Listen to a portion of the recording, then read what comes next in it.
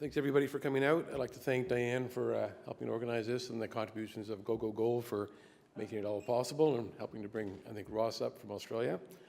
I get an opportunity here to give a summary, I guess, and integrate what you've heard from three very, very good talks. And so what I'm going to do is try to go over the past, a little bit of the present, maybe looking briefly towards the future. And I now have the freedom up at the university with academic license to delve into things, and I'm going to explore that a little bit as we go along. So this is a picture at the Evans. The M stands for Meguma, obviously, on the hinge of a fold. On the right-hand side, just a cover of a book, as you can see there, by Tony Bishop, which in a way summarizes a lot of the controversy of Meguma gold, which is that we have these dark, lustrous or vitreous veins, coarse negative gold, and what I'll point out here is that usually when I see these, and I've seen a lot of these, that gold is actually in the late, what I'll call a late white crystalline gold. These are composite veins, and they probably have a very long history, as we've heard from Chris over in his work in Africa and up in northern Canada. Okay, so the object really here is that when we find the next Meguma gold deposit, it's going to depend on how well we actually understand the current deposit. So this is actually a picture of pretty high-grade gold from Tangier in the Canadian Museum of Natural History. And the idea, of course, is to try to understand these things as well as we can and use this to develop models. And this is just a summary of gold deposit models from Dubé et al. And what we tend to do, and Ross emphasized this, we tend to pigeonhole deposits into available models that are available. And so this is one such attempt where we have a whole range of gold-forming systems from the near-surface environment, which would be epithermal and gold-rich VMS systems, through a variety of intrusion-related, which would be porphyries and reduced intrusion gold deposits, down into this area here. And one of the things that I'll show as an example is that the richest porphyry systems in the world in the Andes, in terms of copper and gold, are actually deposits that start out as a porphyry system, and they're uplifted and overprinted by an epithermal system. So they're actually two deposits in one. And I think we'll get back to that as we go along looking at the Meguma. And so that's going to be the focus of this area here. So why don't we just enlighten or enlarge that area. So these deposits, and I would agree with Ross that the term orogenic is probably a very poor term because the orogeny is a long time. It's a mountain building event, and it depends when you actually start to define what's the beginning and what's the end. So the one origin, for example, the Appalachians, began when one ocean opened, went through a long-lived history, then it closed, and that's a long time. It can last tens, if not hundreds of millions of years. That would be an origin. So it's probably a very poor definition for using to constrain an ore deposit type. So this area that's enlarged down here is the deposits that would be associated with the so-called orogenic type plan. So basement rocks that could include granitoid bodies, volcanic rocks, iron formations, and sediments such as metaturbidites, which would be the Meguma. What's important here is that what we're interested in is the sources of metals, a highly controversial area. I'm sure that everyone probably doesn't agree with the elegant presentation that Ross tried to throw at you earlier. Fluid generation events, there's many ways to generate fluids. And then what we want to do is focus those fluids into structural sites. So even though it's 1, 2, 3, and it seems rather simple, it's actually highly controversial, as we all know. What Rick just showed us is that we actually have bedding concordant veins, and we have en echelon veins. And what's kind of neat is that he showed these forming in a flexural slip model, folding metasedimentary rocks. But in fact, this diagram is based on what we call reactivation of what were originally normal faults that became reverse faults later and associated with flat veins. So the model can be used extensively. In the lower right-hand corner, I put in, just so Ross doesn't get too homesick, an example of a Bendigo vein. It's essentially a fault-fill vein or a flexural slip vein or concordant vein or bedding parallel vein or laminated vein, infilling such a horizon on the limb of a fold, and that's what the gold mineralization would be associated with. Although my guess is that you'd be hard stretched to find any gold in that vein, even though it's from a deposit. So what I'd like to do here is go through the summary here. So essentially, the general features that lead to ideas of Meguma gold deposits, looking at the past. A few of the intensive constraints that are essentially used to address the origin of fluids, okay? Then look at what I would call some exploratory areas that we're looking at. Some of this you've already actually seen, like laser mapping, I'll show you more of that, and other things that we use to constrain the nature of fluids. And then future work and some discussion and conclusions. But what I'd like to keep your minds open about here is that I really don't think we know much about Meguma gold deposits when you really get down to it. Where did the fluids come from? What focused those fluids? When did it actually happen? And I think that if we did, we'd probably have more success in terms of trying to mine these things. So let's go ahead. So Rick has already presented some of this, but I think some things are better said several times, and that's what I'm going to do. So this is the Meguma Terrain, of course, underlain by two dominant rock types, the Goldenville and the overlying Halifax groups, shown down on this part here. And then, of course, intruded by these large pink rocks, which are the granites, okay? And it was deformed, you know, along this Cobequid-Shedevok fault, which records a dextral docking of Meguma that went on for presumably a fairly long time. And what's important here is that what we call the Acadian orogeny, or the Neo-Acadian orogeny, lasted from probably a minimum of 410, if not earlier, depends when the docking started, to at least 460 million years, when we were uplifting and completely eroded and exposed these granitoid rocks and overlain by the Horton group. So we actually have at least 50, if not 60 million years, that would form the orogeny, okay? And then the other thing is that we have lots of potential here for mega-scale thermal tectonic events that can generate fluids. And the dock is not the only event. We also have these large granitoid bodies that clearly dominated the Meguma terrain. And we have two problems here. One is that there's a large amount of energy that's being put into the crust. And the other thing is that we now have a problem with space. You can't just put that amount of granite into the crust and not accommodate that space without basically adding strain to the crust. So when Rick speaks about late fold constriction, it could be this reactivation that's occurring here, and that's something that we'll explore as we go along. I'm not going to spend too much time on this, but again, good to repeat a few things. What we can do now, based on the mapping of the central Meguma terrain here and the work that Chris White has done in the southwest, you can really start now looking at lithostratigraphy and chemostratigraphy and trying to address the issues of, is there a correlation of gold with particular stratigraphic horizons, and address such perplexing questions as, why do we have tungsten right here with the gold in the Moose River? Okay? Why do we have a bismuth-tellurium association at Beaver Dam in the same structure? And why do we have an antimony association with gold up at West Gore in the same essential stratigraphic package? Is there a primary geochemical control in the stratigraphy that we're looking at right here? And I put in here this photograph to remind you about the important controversy over the origin of these layered or ribbon textured veins. And we're going to come back later and actually look at what actually makes up these veins. We may be addressing some of the issues about source of metals and maybe adding a little bit of throwing some fuel on and enlarging the fire that hopefully Ross has started. And so the question is, what other elements do we actually find in these sediments? So clearly this is a zone of arsenic enrichment. What other metals are enriched with the arsenic that we see here in the fold hinge at the Evans? Okay. Just a point I want to emphasize, following up on Rick, is that any ore deposit study starts in the field at the most basic level. So this is a sequence of metaturbiditic rocks. These arrows point to the fine upward part, or the shales. This is where the ore deposit actually begins. So it could be that there's metals that are concentrated in those beds. Okay, there's no veins in here, but those beds become the horizons that fail later and become the zones where veins are in place. And that's a coincidence in here between the gray shales and the red veins. So you have to understand the geology outside of an ore deposit at this level if you want to actually understand an ore deposit inside the ore deposit. So understanding stratigraphy is the very beginning of understanding an ore deposit.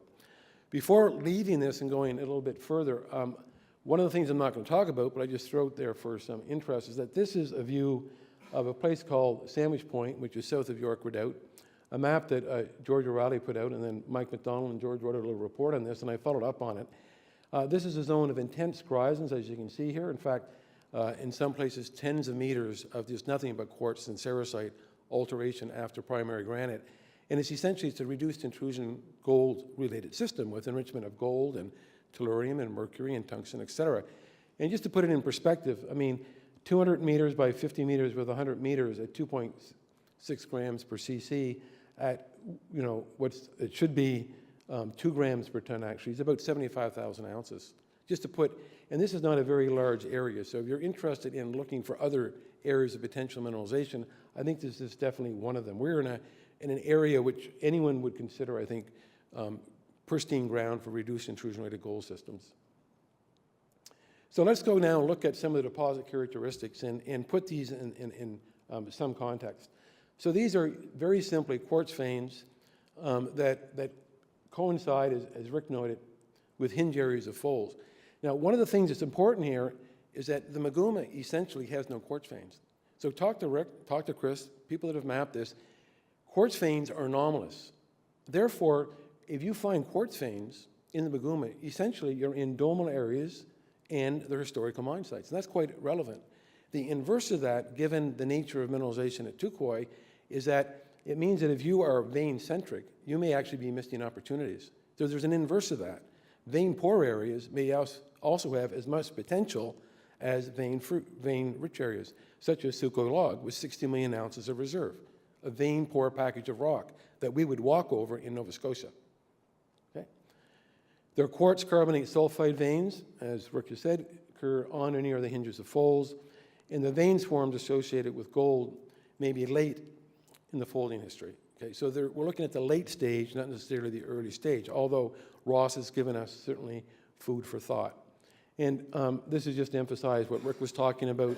These veins are localized in the hinge areas, and just an example of some very high-grade twin leads. So this part of the twin leads in the hinge area of the Tangier underground operations in places assay 10 to 12 ounces of gold per ton. This is just to emphasize again that the Meguma Group rocks are poor in veins. This is along the eastern shore, just on the road, driving down towards Tangier. This is a view from the head of Taylor's Head, going on a hike. If you walk around Taylor's Head, which is a good few hours of rock, you go through a lot of stratigraphy, there's no veins there. So the Meguma is essentially characterized by a vein-free sequence of rocks. Therefore, when you're in a vein-rich area, such as a very narrow hinge zone at the Evans, you're in a gold-enriched area. Okay, and that's another question, which we'll come back to later. So just to emphasize again what Rick said is that a singular flexural slip model as a result of late-stage further contraction of already steeply dipping folds can accommodate all the vein types that we actually see. Okay? Now, I would argue that most of the deposits we actually look at probably formed at 380 million years when the granites were in place, but there's evidence that there's an early stage of vein and gold formation, perhaps at 410. The other thing that's important is that all vein types host gold, and we'll see why this is relevant in a second. And this argues against the PreFolding model, which is one of the conventional models for veins going back for decades and decades. The thing we'll come back to later is what is the origin of the dark vein quartz, referred to as cracked seal quartz, ribbon quartz, et cetera, and also organic mounds. So a number of people actually considered that these things right here were actually organic columns that grew on the ocean floor proximal to vents, and that the rest of these, in fact, were vent-type systems or gels. Now, I think there's actually a certain component of this that we should consider, and I'll come back to that later, looking at this through the eyes of an aged, more mature geologist versus where I was 30 or 40 years ago when I first started looking at these. Okay, some points for consideration, and Rick has already emphasized this. Ore chutes and their origin in the context of gold fluids, and high-grade or bonanza-type zones. My own personal bias in gold is that gold is superimposed on the veins, and that's the reason why if you go out to any gold deposit system, which is vein-hosted, 99% or more of the vein that you sample is barren. What you have to find are the ore chutes. I'll go back one here. So these are the ore chutes. They can be in any orientation. So we're looking at a sheet of quartz veins, okay? These are just levels, let's say, in a mine. And what you'll find in almost any gold mine you go to is that there are ore chutes. So we've got no monopoly on this here in Nova Scotia. The question is, what's controlling those ore chutes? Another thing that's quite relevant is, what's the origin of these exceptionally high-grade gold zones that we find? And one of the things I'll come back to later is note the porosity and permeability that's associated with this very coarse nuggety gold. That is not in massive quartz. It's in quartz that's characterized by a porosity and permeability. So this is a view which Rick showed also, which is just a bedding plane steeply dipping at the Evans. You can see the discordant veins. What's important here is that if you actually did find gold in these veins, they would line up and they would define an ore chute. So most of that vein that you see there is barren.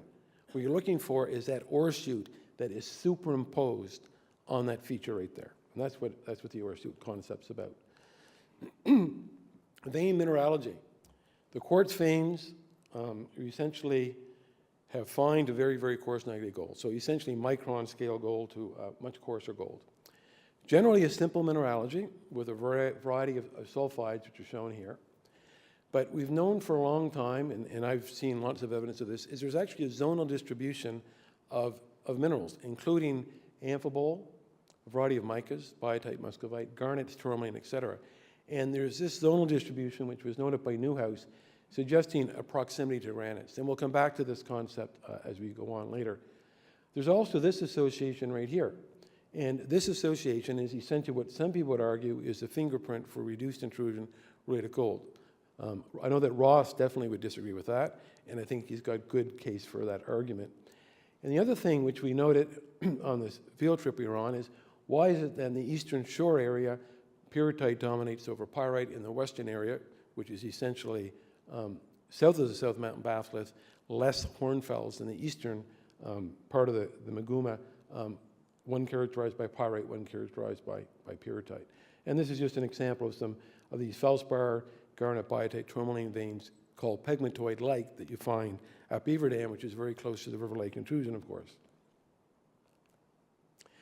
This is a diagram that Chris White put together with Sandra, and we've talked about this concept. And you note the shade in the colors here, and this is to show that even though we have isograds, there's probably reason to think that there's a large amount of heat being added in this part of the Meguma Terrain, because Chris notes the overgrowth of fabrics by late-stage minerals. And Paul Smith and I noted that we have things called oikocrysts, which we never did understand, that characterize all the gold deposits. So some sort of porphyroblastic growth, which we suggested represented a thermal culmination that characterized gold deposits. We're just going to zoom in on this one area here. These are some unpublished whole rock argon age spectra from an area well north of the Muscodobin intrusion. So nothing to do with the granite. And regional metamorphism is shown in red. And these ages record a thermal overprinting at 370 to 380, suggesting, therefore, that what we're probably looking at is maybe if we went down a few kilometers, or maybe even one or two, that the area of granite is much bigger. So this area is recording a thermal event superimposed on the regional metamorphism. And I think that may be relevant for the gold deposits. Alteration is something that is cryptic to locally very, very intense. And I just want to emphasize the fact that this is something that receives attention, but we don't really understand it all that well. And what was interesting with Ross's visit was Ross's bias would be that all this arsenopyrite that we might call sulfidization is in fact just a local phenomenon of the fact that there was a primary enrichment of arsenic and sulfur in these beds. And that's actually not alteration, but a primary feature. So what we have to do is walk out of gold districts and see what happens to these beds. And as far as you know, we've never actually done that, so we can't answer that question. And we'll see these elements come up later, CO2, sodium, potassium, calcium, boron, and how they actually fit into the model. So that information that I've shown you has been variably interpreted in the past to indicate a variety of models for Meguma gold deposits, which vary from exhalative brines, syngenetic fluids on the ocean floor, Simon Haynes and people, through metamorphic fluids that are either pre-folding or syn to late in the folding history, and even granitic fluids. And I would actually say that probably some aspects of these collectively combine to best explain what we actually see. There's no one model that best accommodates all the features that we actually see. And this is just Simon Haynes' diagram showing you the feeder veins. That would be a feeder vein for him. This would be an exhaled horizon on the ocean floor, and these would be mounds that are growing that are organic in nature. And we'll come back, and because he's not completely incorrect, there actually is an organic component to these veins, as we'll see. So let's just look at a few of what I call intensive constraints, which is the age of these deposits and some of the fluid reservoirs to see how they feed into understanding the models. So relative timing is just based on field relationships.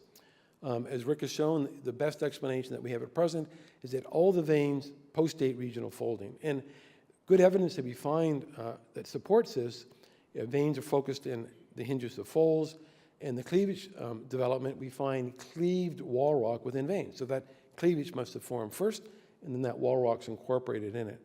We also find hornfelsing, so these are actually andalusite porphyroblast that actually are overgrowing the fabric in a contact areole at the Muscodobit intrusion in the Mooseland area, and you can actually find that these are cross-cut and altered by later veins and fluids. So that provides a relative time frame that this must be post-regional deformation and this must be post-intrusion.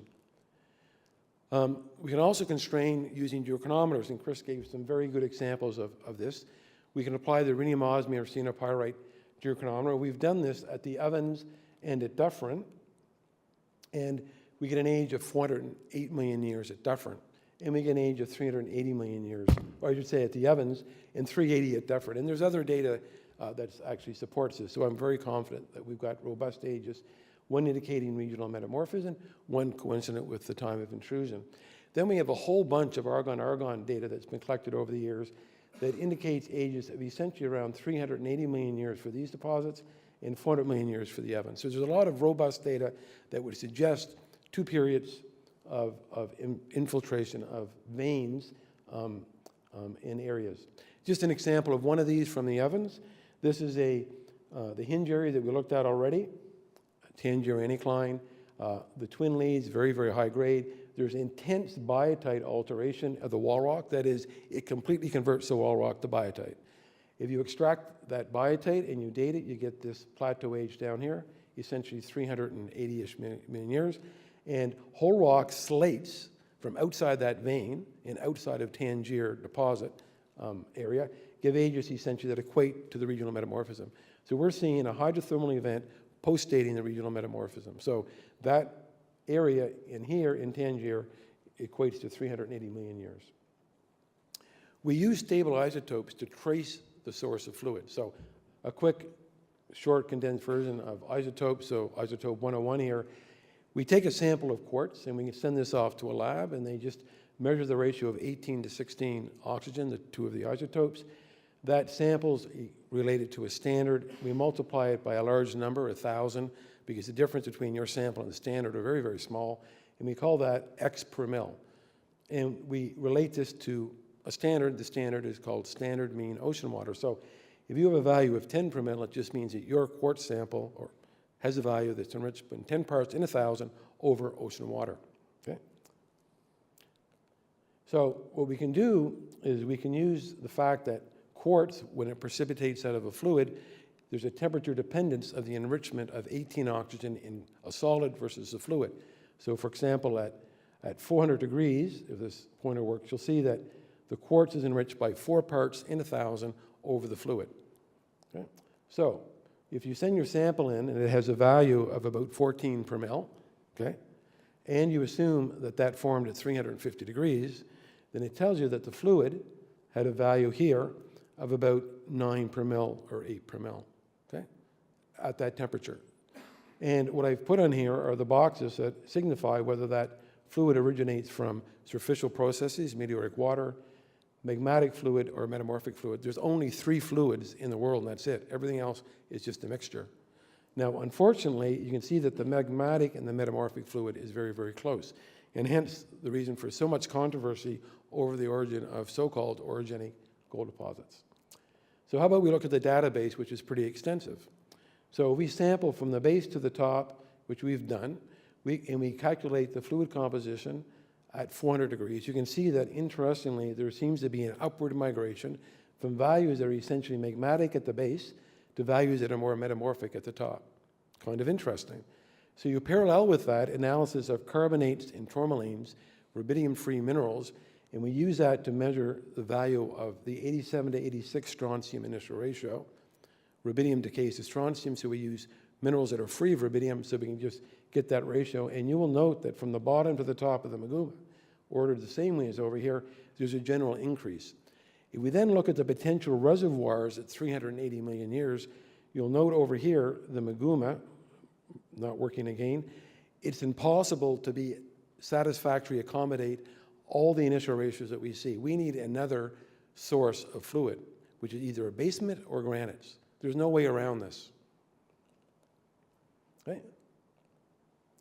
We can also measure sulfur and carbon in the veins, and we do that. We note that the sulfur isotopic composition has an upward increase. Again, this is in stratigraphic order, from about 10 per mil at the base to about 25 per mil at the top. And what's interesting is that that trend coincides exactly, as shown in red, with the trend in the wall rock away from deposits, which suggests that that sulfur signature is coming from local layers in the stratigraphy. It's inherited from the stratigraphy. And if you measure carbon in the carbonates, we actually end up with exactly the same story. Very negative values that tell us that that carbon is biogenic in origin. It has come from an organic reservoir. So both sulfur and carbon would be satisfactorily explained by coming from the Meguma stratigraphy, but strontium wouldn't be and oxygen wouldn't be. So these are all coupled, telling us that the fluid reservoirs are different. Okay, so that's just a summary of that information there. So now we'll look at a few little bits of information, ongoing work, trying to explore a little bit more what the origin of things are. So we've done more rhenium osmium dating. So we should have stopped when we were ahead, but we didn't. And what you'll see here is that we now have a problem, or an apparent problem, and Chris, I think, is added fuel to this fire. So for Beaver Dam, we actually have two ages, 460 and 380 million years. And we have a Tukoi, 440 and 380 million years. And we'll come back and we'll explore this later as to why this may be so. But one of the things is, what if these arsenopyrites grow over a long period of time?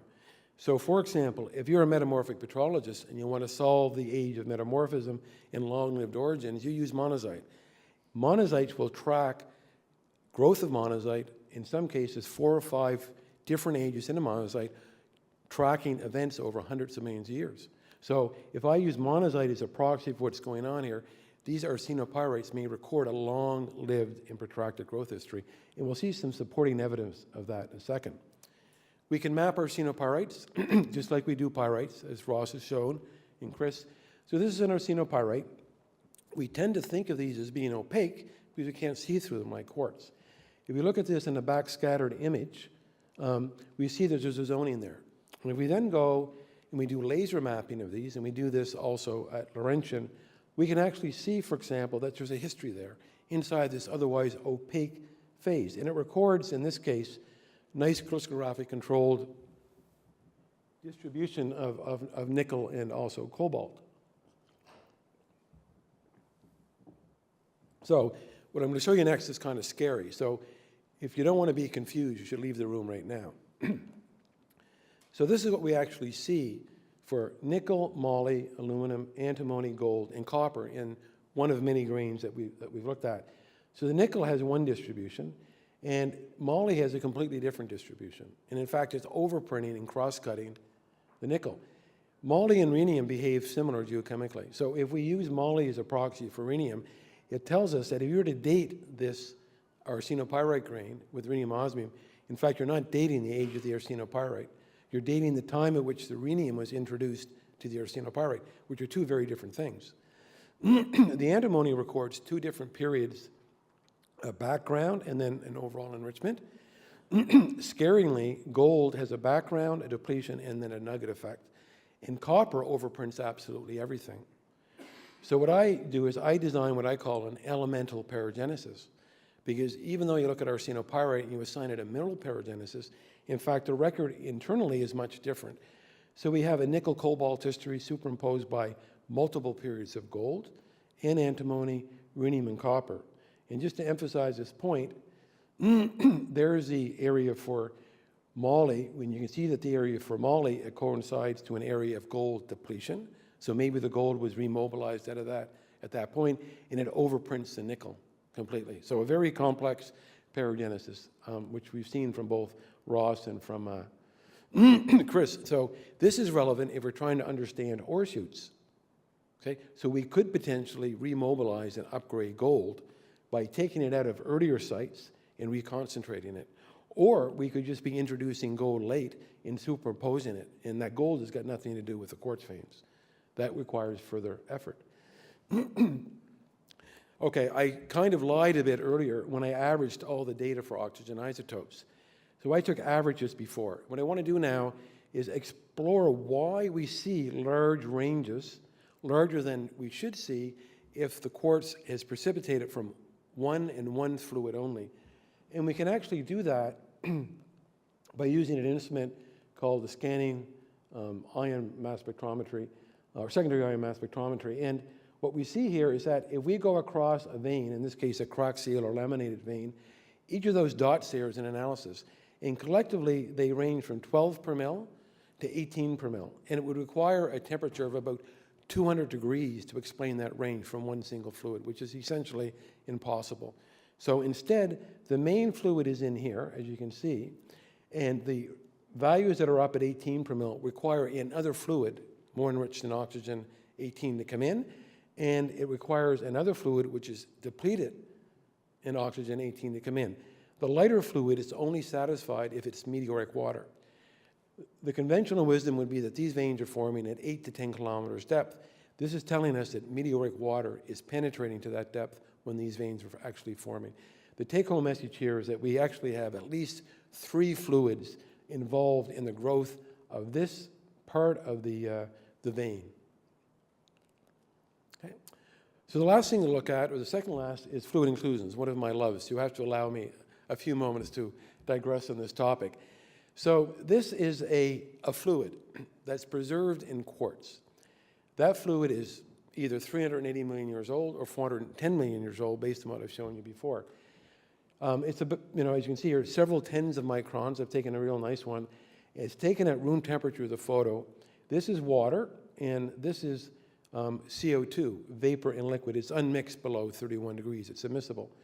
So we can actually measure lots of things inside this fluid inclusion and use it to reconstruct the ore deposit environment. And we can also measure quite well the solute content in that fluid.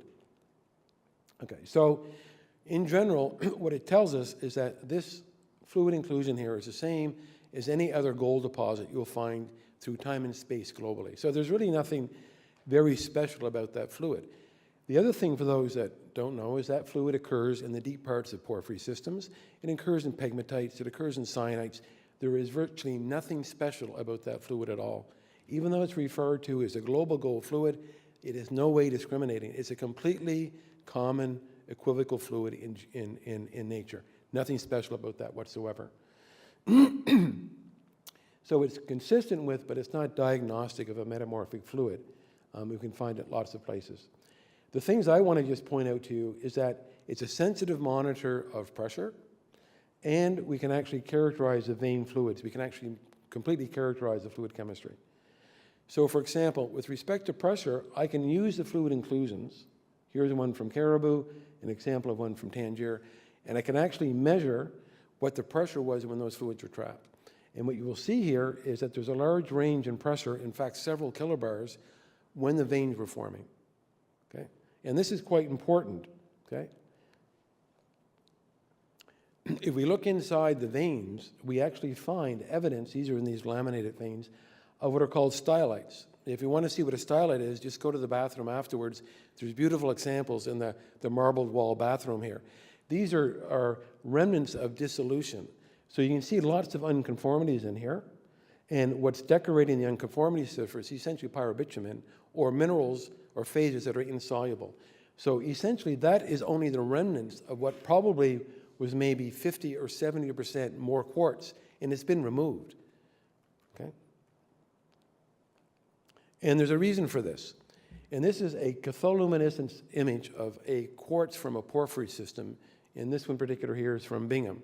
And you'll note beautiful banding in the quartz, and that's because that is a trace element titanium, which allows you to map out its concentration using a type of microscopy. What I want you to note is that down in here, there's an awful lot of dissolution that's gone on, that's created porosity and permeability. And that porosity and permeability, those areas are actually occupied by chalcopyrite. The chalcopyrite at Bingham postdates the quartz vein that it's in. And the only reason we know that is by marrying this catholuminescence with or microscopy. So how does this actually happen? Well, if you start at about 1700 or 1800 bars pressure, which is what the initial lithostatic pressure was at Bingham, and the temperature is at about 350 or 400 degrees, and you convert that from lithostatic to hydrostatic pressure, and hydrostatic pressure is about a third of lithostatic, we go down into this area here. So from 1 to 2 as a result of depressurization. You're not changing where you are on the Earth's crust, you're changing the load that's above you. And then you cool at that pressure. These humps on this diagram, that's the solubility of silica over there. You go through what's called silica retrograde solubility. The fluid dissolves the quartz, and it actually dissolves it right there. So this, I think, is what's happening here. So we're going to marry this bit of information there, cycling the fluid pressure, with this bit of information here and this bit of information here. Is it possible that some of the ore chutes represent areas of dissolution, creating porosity and permeability that later fluids have actually come into? So why don't we now characterize these fluids? What we can actually do with fluid inclusions, and this is a cross-section essentially of a chip of quartz, so consider this looking sideways on a thin section of quartz. There's a fluid inclusion. We can actually overheat this. So we heat it up to a single phase now at about 400 or 500 degrees. When we do that, the internal pressure causes the quartz surrounding it to crack. And this supercritical fluid now leaks to the surface, and all the volatiles evaporate, and they leave behind a salt mound, or what I call an evaporate mound. We can then take these mounds and we can image them on an SEM, and if it has an EDS system, energy dispersive spectrometer, we can actually find out what those mounds are made of. So these particular ones here, as you can see, are potassium, silicon, oxygen, because it's on quartz, chlorine, and you can see a little bit of a sulfur peak there, and also chlorine. So we can actually characterize these. And we've done these for many different ore deposit systems, including the Meguma, and that's what I want to just show here. So a variety of deposits, Forest Hill, Clem, Harbor, 50-mile stream, et cetera, et cetera, et cetera. And there's blue boxes, there's green boxes, there's gray boxes. So there's different fluids in there. And more detailed work done at Beaver Dam, Dufferin, and Caribou tell you that we have a minimum of 3 fluids in these veins. And the question is, what's the gold fluid? And I don't have the answer to that, but I don't think anybody does. And it's just a point that we have to provide further research on. So there are 3 distinct fluids represented in the vein systems in the Meguma. We can also use a laser, just like we use a laser for mapping those sulfides, and that laser can actually open up this inclusion. So the beam of the laser would be greater than the minimum or the maximum width of the fluid inclusion. We drill down, and believe it or not, we actually take out that fluid, and within 1 second, that fluid leaves, goes into a mass spectrometer, and we analyze it for 30 elements in about 1 second. Pretty unbelievable. And we can actually measure isotopes and the whole bit. So all that I want you to realize is that we have this technology. And what you see here is there's antimony versus arsenic, boron versus arsenic, and you see this as a variation of elements. And all that I want you to realize is that in the Meguma, for the work that I've done so far, there is a provinciality of elements. So not every gold deposit or gold district has the same geochemical signature. So there's not a homogeneity of the fluid source. We're looking at some combination of fluid source and local wall rock that's changing the fluid chemistry. Okay, so that's just a summary of fluid inclusion. So the last bit I'd like to show you is, and I'm not going to have time to talk about this in detail, so I'm just going to take one aspect of it, is no one's really looked at these layers in detail, not just in Nova Scotia, globally. So why don't we just very quickly look at what are these veins actually made up of, and maybe we can some way address the issue of this coarse nuggety gold. So these are backscatter electron images on a scanning electron microscope that allow us to just map out very quickly and see what the mineralogy and what the textures are. And all that I want you to realize is that you can see that In some cases, we've got long continuous layers, and in other cases, discontinuous layers, because the wall rock that's being incorporated in here is being dissolved. Okay, it's actually being dissolved, and it's reacting, and in this case, we've got an iron-rich chlorite, in fact, circling, enveloping, and replacing earlier muscovite. So these cannot be quick things that are going on. Something must be allowing the fluid to come in and react with these rocks and convert them to something else. This right here is a layer of tourmalinite that actually is in here. And over here, you can see the porosity and the permeability that's being created. So kind of interesting. So there's a whole story in here that I don't have time to talk about. Okay, so I think what's going on is that these are composite veins. The laminated dark part is an early history of these veins. And then the white quartz is a completely different stage in the development of the veins. So essentially, they're composite veins. So what's relevant is that whenever I see coarse nuggety gold, it's always in the white quartz, which postdates this earlier quartz. So it's late paragenetically.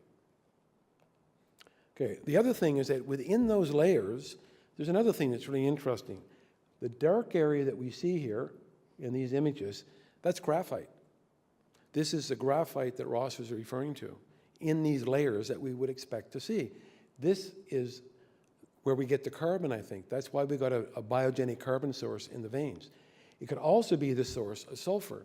Over here, we have an idea of what the chemistry is of these veins, or these graphite seams. So note the arsenic, the sulfur, the copper. They're also enriched in zinc. They're enriched in lead and other metals. So this is a potential source of sulfur, carbon, and metals in these veins. So it could be that these layers, in fact, are providing a large component of the metals that we see. We can actually map out these layers, and this is just an example of this. So these are false colored just to show you that the green corresponds to sulfur, and the red corresponds to carbon. And this is just a quick transect across, and if you can see them, the purple just shows you the elemental concentrations of sulfur, iron, and zinc in here, so you can see that they're enriched in iron and zinc in addition to sulfur. So there's an awful lot that's in here. The other thing is that the graphite in here, as you can see, is crystalline graphite. So it started out as essentially an amorphous type of carbon material. It's reacted with the fluid. It is recrystallized. That requires a temperature of about at least 300 or 350 degrees in order to take on that crystallinity. So future work, things that I think could be done. So we've got to integrate gold deposits with stratigraphy and, importantly, chemostratigraphy. I haven't talked about it, but I think we have to define the nature of the Tukoi deposit. Is it typical? Is it atypical? Because it has incredible implications, and it's hopefully going to be in production soon, and we have an opportunity to really study it as an atypical deposit and see what the potential is for essentially, why don't we call them Sukhoi type deposits rather than Tukoi, and then people will know what we're talking about. And Tukoi Loig has a reserve of 60 million ounces of gold. Do we have those in the Meguma? Have we walked over them? Okay, many people have walked over ore deposits before. There's nothing to be embarrassed about. A lot of good geologists have done that. Okay, better understand the relationship to granites. I think there's a very high potential here for reduced intrusion-related gold mineralization. I should remind you of what's going on in the Yukon. The Yukon has changed completely in the last 10 years. There's brand new gold metallogeny up there, new gold deposit types that people never even thought possible, all happening in a relatively short period of time. We have to understand gold paragenesis in the ore chutes, and we have no good understanding about that right now. And then what is the potential for 1 to 2 gram per ton deposits, sort of the new paradigm for open pit mining globally, because I'm confident the price of gold at some point will rebound. This is just summary and conclusions, and I'm not going to go through this because I think I've done it along the way. So I'll just leave you with this slide at the end for parting thoughts. And again, I think it's dangerous, and I agree with Ross, to try to pigeonhole deposits. So I hope I've presented enough information to make you at least reconsider the traditional models for what Meguma gold deposits are. And it's far more complex. It's probably long-lived. There's probably some cases where we have more than one deposit present, that is more than one age or period of mineralization. And I think that there's more work that's required to really advance Meguma gold deposits so that we can understand them better. And with that increase in understanding, it increases the potential for new discoveries. Thank you very much for your attention.